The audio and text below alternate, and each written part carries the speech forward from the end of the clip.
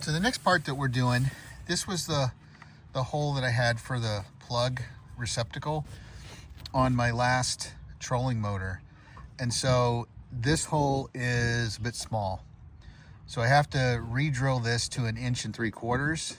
I have a new hole saw that I'm going to be drilling this out, and then we'll get to wiring the port back into here once we get it drilled out. So this is the 1 3/4 inches hole saw.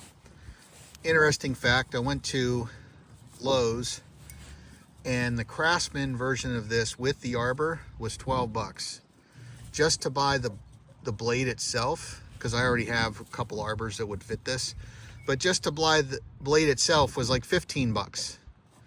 So I don't know who's doing the pricing, but that just seems a little weird that you get the arbor for 12 and just the blade. You get the arbor and blade for 12, but the blade is 15. Go figure. Now, if you've never done this before, I haven't only done this a couple other times, but you'll see that there's the arbor on the front here, and then that's going to fit inside there. So normally if I was doing this, I'd put a backing on here and drill through it so that it would work. But, you know, this isn't very thick right here, and I'm just going to eyeball it. Maybe not the best thing in the world, but I think I can get it done. And I'm just going to hold it and guide it in, and we'll see how it works out.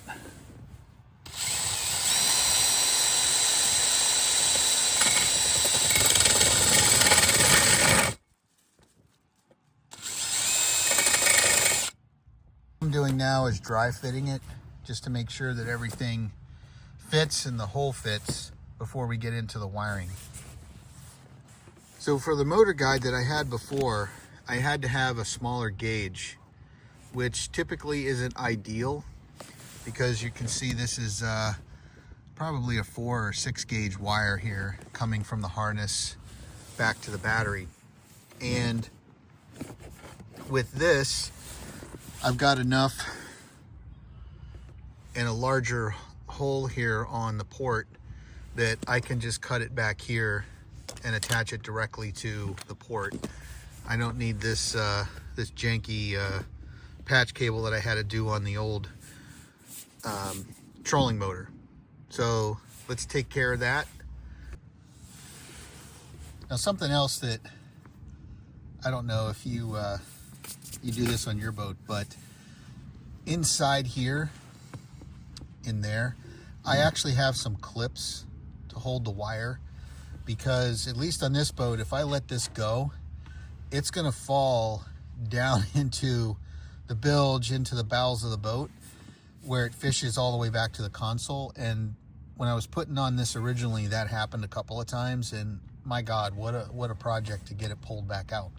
So I have a clip holding it on the inside there, so if this falls back inside, it's not going any farther down in than that clip.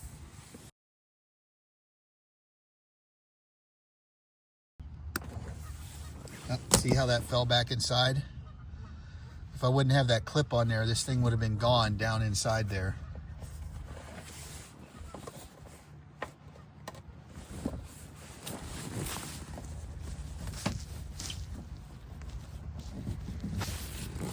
Just making sure my clip's holding and didn't come out, because I don't want to be chasing that again down inside the boat.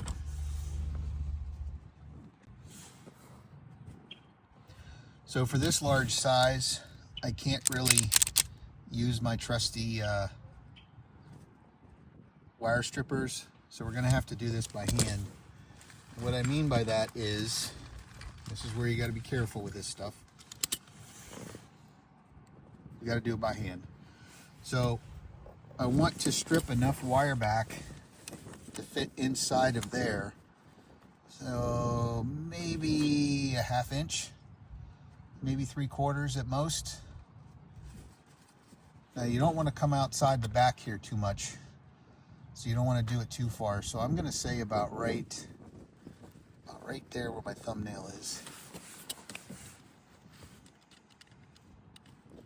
Now when you're cutting this stuff, you just got to take your time and go around, and you can bend it a little bit and you'll see that it breaks. And if you hold that, you can then use the tension to cut around the rest of it. And again, don't be in any hurry here. You just want to take your time. You don't want to cut any of those strands inside. There you go. See how it broke? Once you get to that point, you can just kind of go around the other side. Just keep making your cut. And eventually, you'll get all the way around. And then it'll just come right off. And there you go. All right? So then that should just pull straight off. And we'll do the next one. So what I'm going to do is just use the first one to measure kind of where it's at and get my thumbnail set up. Right there, get my thumbnail positioned. Get this one out of the way. And just do the next one. And I'm going to make my initial cut here. And then just keep going around.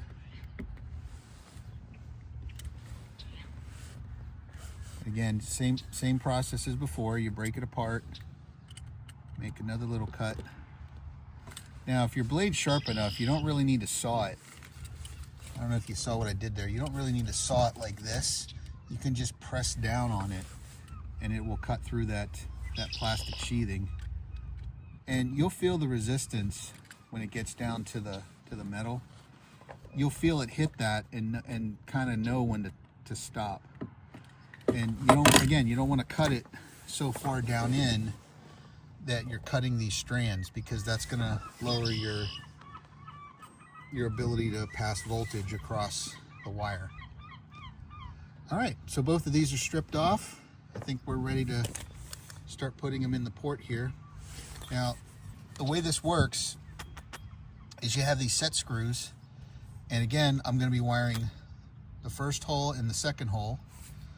All right, so the negative, which is the yellow here instead of the black on the motor, and then the red, which is going to go in number 2. Okay, that's the power. So the positive goes down here on number 2, and the negative goes up here on number 1. Let me pull out those set screws a little bit, and I'll come right back.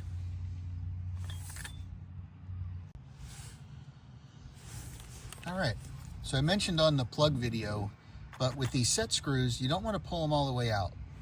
All right, you just want to pull them out enough so that in there, when you push the wire in, it's not going to get hung up on the set screw. All right. So, number 1 hole, that's the yellow wire here. We're going to put that in. Now, what you want to do when you put this in, you can see this is a bunch of small strands. It's hard with this large gauge to twist it too much, but do it as much as you can so they stay together. But you don't want it to fray a whole lot when you stick it in the hole there. So just be careful putting it in. And then once you get it in there, you're going to want to hold it with one hand, something like this, because then when you use your hex wrench to tighten it down, you don't want it coming back out. And you want to get this thing down as tight as you can. You don't want to force it too much, but you'll feel how it naturally stops once you start clamping down on the wire. And then when you're done, give it a good last push. And you can see that's not coming out. All right, so the number 2 wire, same thing, give it a little twist just to kind of keep everything together as much as you can. Again, putting this into the number 2 hole. Hold it together, just like we did on the first one. Same thing, turn in your set screws. Uh-oh. Yeah, that's another thing. You don't want to drop some of this stuff down into the bilge or in the drink, because then you're going to have to go hunting for another wrench.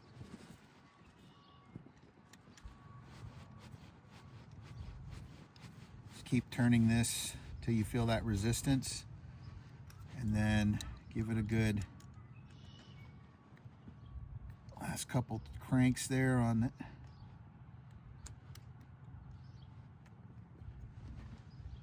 All right, now you're not going to believe me on this, but it's the God's honest truth. I did this on purpose. All right, now why did I do this on purpose? Well, because when this goes inside, you're like, yay, it all fits, right? But what about that? That's your locking clip on the back. It twists on the back of this. All right, this is a common mistake that folks make. And again, I said you're not going to believe me that I did this on purpose, but I did. Because when I put my first trolling motor port on, I did exactly this. And so I did this to demonstrate that it's very common that once you get this all put in place and you forget this, you got to take this all back apart, put this on the wire first. All right, now here's the problem with this. All right, and this is where the clip on the inside becomes extremely important. If you put this on the wire, okay, you have to put it on the inside here, and you put it on the wire, it's going to slip all the way down into the bilge, way down inside the bowels of the boat, and then you're going to find yourself chasing this. This is the mistake that I made on the first trolling motor. Okay, I put this on the back just like you were supposed to, and whoop, this thing went down inside along the wire all the way down inside the boat, and I had to really spend like an hour trying to fish this thing out. So again, I put the clip on inside there. They're just like a 3M clip, all right, that I attached the wire to, so that when I stick this on from the back, it'll go down as far as that clip and stop. All right, now just to show you what I'm talking about, I'll show you what I mean by the clip. I've talked about it a couple of times. So right there you can see I've got a couple of clips in here to hold the wires so that it doesn't slip down inside. Once I've got this all done, I will utilize most of those to hold the wire so that if it comes off one clip, there's a couple extra ones. All right, keeps the wire from bouncing around and pulling on the back of the plug. But the idea is it's just going to go down as far as that clip, and then I'm not going to have to fish it. And if you see what I'm saying, you don't want to have to get way the hell down inside there to try to find that ring, which is what I had to do in the first place, and that becomes a whole other project. So again, get these 3M clips, put the wire on there so that you're not trying to fish this out from the bowels of the boat. All right, so down inside here, you can see the ring stops right there. That's what we want. And now I'm just going to reattach this again, just like we did earlier, and I'll come back and we'll get everything secured. All right, so we got everything wired. It's back to where it was with the ring inside there. And so the last thing we want to do is make sure that, if you remember on the plug video, there's an arrow right here that corresponds with the arrow on the plug. That needs to be, I'm going to put that on top. All right, so we got to make sure that it's mounted this way and not that way. All right, to make sure that the arrows line up. All right, the way this works is you get it all pushed in here. It's a tight fit, but it works.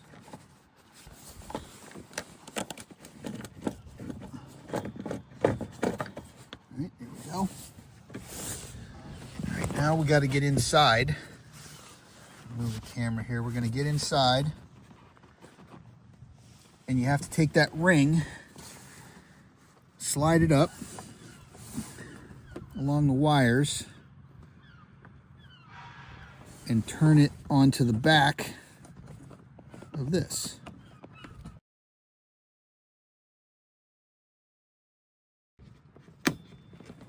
All right.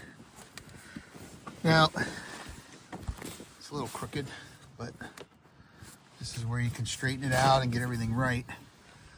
So the next thing I'm going to do before I get too far down this path is I'm going to get my multimeter out, and we're going to test the voltage on this to make sure that everything's wired properly and we're getting power from the batteries. So I'm going to give you a little overview of what I did here on the boat. It didn't come with this, so I had to put this in myself. I put a charging port down here, and it's just a regular plug. Now what I do with this is I run an extension cord from there over to there. All right, and so you can see I have an adapter in there, and that adapts it down to the typical extension cord plug. And I run the extension cord around here on the dock, and I plug it into that port. Now what that does is inside here I have a 2-bank battery charger. It's called a Pro Sport, and you can see it back there. And I have it all wired and mounted. I put that piece of plywood up there so that I could mount stuff to it. And then down here I've got my 2 batteries wired for the 24-volt system. Now with this one, I have a breaker right here. You can see that's tripped right there. Okay. And then I have a plug here like this that shows me the voltage right on the plug. So right now I'm running at 25.7 volts. All right. And then right there's the 60 amp breaker. So now that I got the power on with the breaker set, we're going to get the multimeter out and check at the plug port that we just installed and make sure that we got a good connection here before I start screwing the screws in and finishing this job up. So if you're doing any kind of wiring on your boat, I would highly suggest that you get some kind of multimeter for you to measure basic AC/DC voltage. You don't have to be an electrician to understand how this stuff works. It comes with usually a pretty good manual, right? So for example, like here, insert the red test lead into the input and the black test lead into the comm. Now I've been doing this a while and I understand what all this means, but for those of you that don't really want to get into those level of details, the instructions are pretty straightforward. So right here, you can see it says comm and input. So on the instructions here, it says red into the input and black into the comm. Now, what is this? This is to measure AC/DC voltage, okay?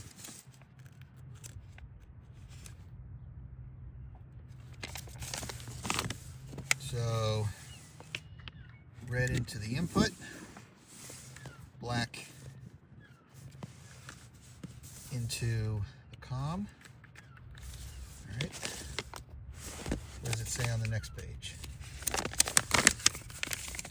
Turn the rotary dial to the continuity test and touch the ends to see if it works.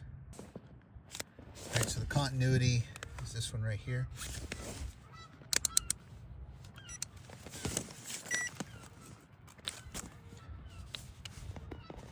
All right.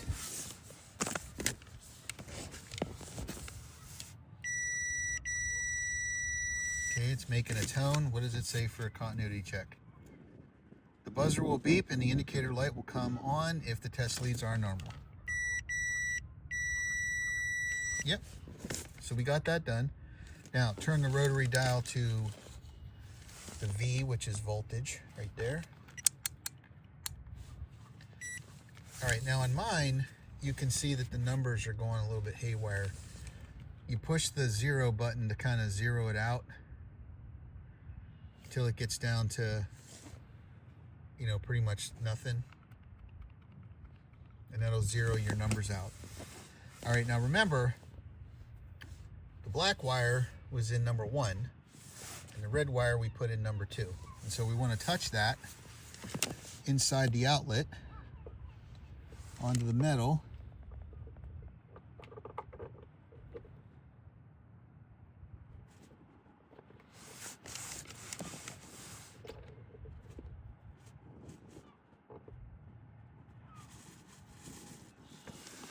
All right, I'm not getting a good reading there, so let's try it again. All right, I figured out what the culprit was. I was testing the wrong hole, and so if I put this in here and I put this in here, 25.49 volts, so I'm losing just a little bit from what we read inside on the batteries. It was closer to there. So I think we're good, and we're ready to get this sealed up, and that should be that. All right, so got the screws in there.